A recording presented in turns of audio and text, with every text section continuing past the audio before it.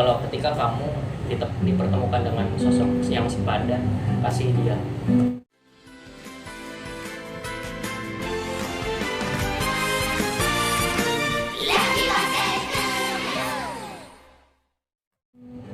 Oke. Berikutnya aspek yang ketiga. Aspek yang ketiga adalah aspek support system.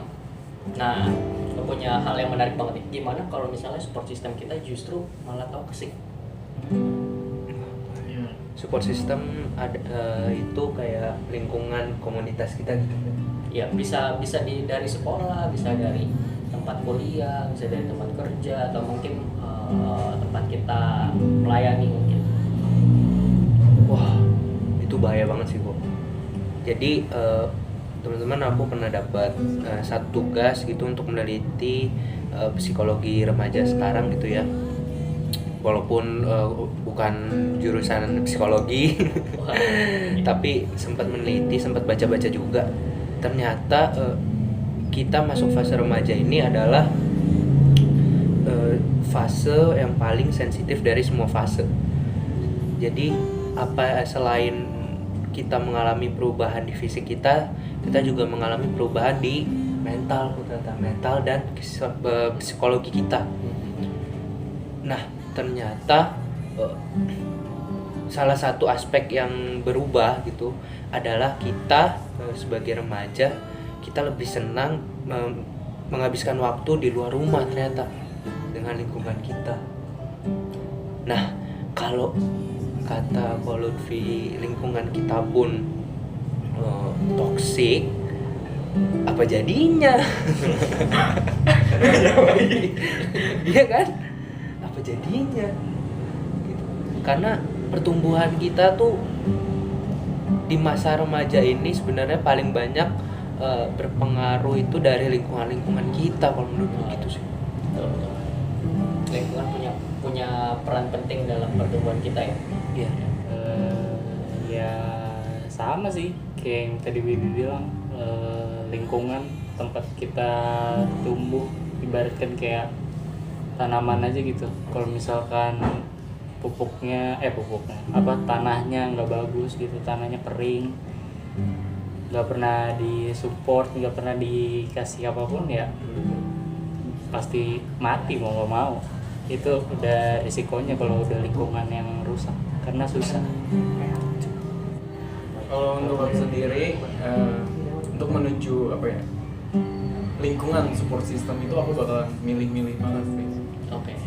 Kan karena balik lagi kan kayak yang udah kalian jelaskan, kalau itu sangat sensitif banget kan buat kita gitu. Apalagi masa-masa sekarang kan masa-masa kita dirumahkan gitu, dimana kita nggak bakal susah untuk ketemu sama teman-teman kita kan.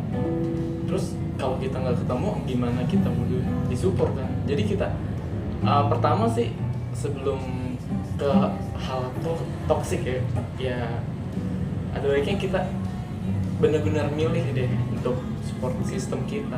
Dan jika ternyata pada suatu hari support system kita toksik, apa yang harus dilakukan ya kita sebagai temennya gitu, kita sebagai sahabatnya, kita pasti akan beritahukannya kan kalau kenapa begitu kan, kenapa bisa seperti itu sampai kita jadi merasa jadi korban gitu.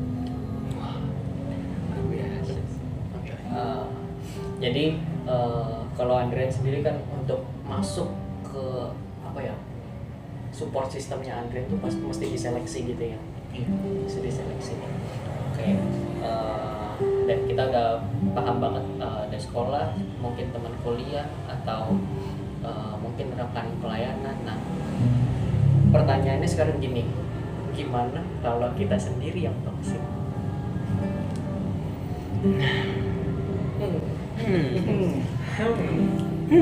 Gimana kalau kita sendiri yang ternyata joker begitu?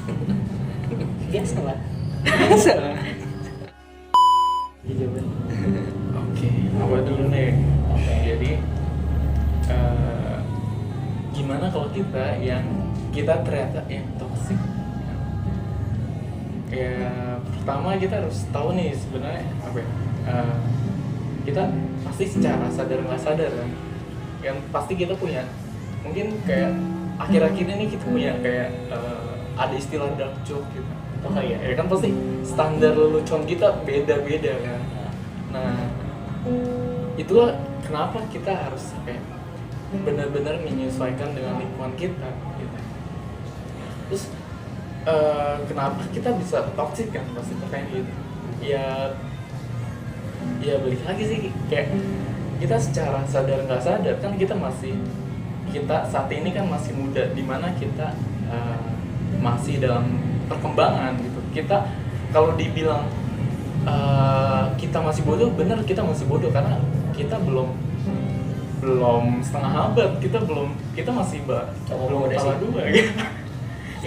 Kita Belum aku.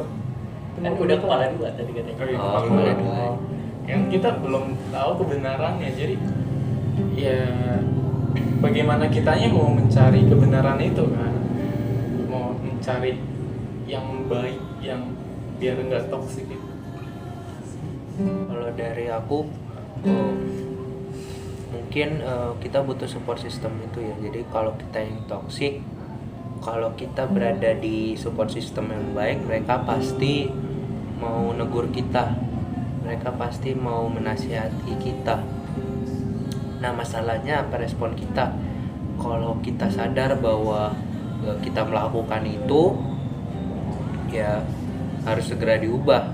Oke, jadi kalau menurut aku tentang toxic, kalau kita dari diri kitanya sendiri yang toxic, kita butuh support system itu sih.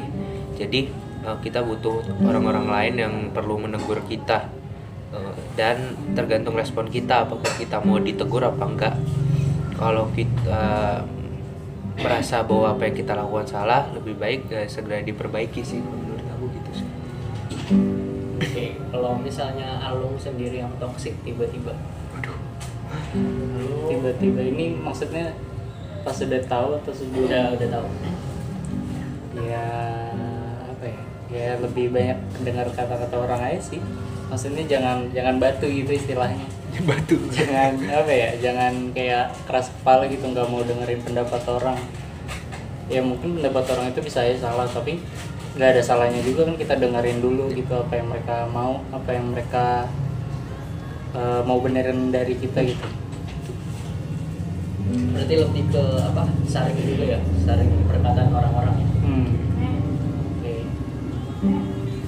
Oke, jadi ketika kita sadar kalau diri kita tuh udah mulai toksik, yang namanya racun itu pasti ada penawarnya. Ya, asik. Pasti ada penawarnya. Nah, penawarnya itu apa? Ya kita mesti sadar bahwa apa yang kita lakukan ini tuh nggak baik buat diri kita maupun buat orang lain. So mungkin itu aja yang bisa kita bagikan pada series kali ini mengenai kehidupan yang toksik. Nah, tungguin di part-part berikutnya apa aja yang akan kita bahas. Kalian mau bahas sesuatu atau mau kasih tema sesuatu, boleh komen di bawah.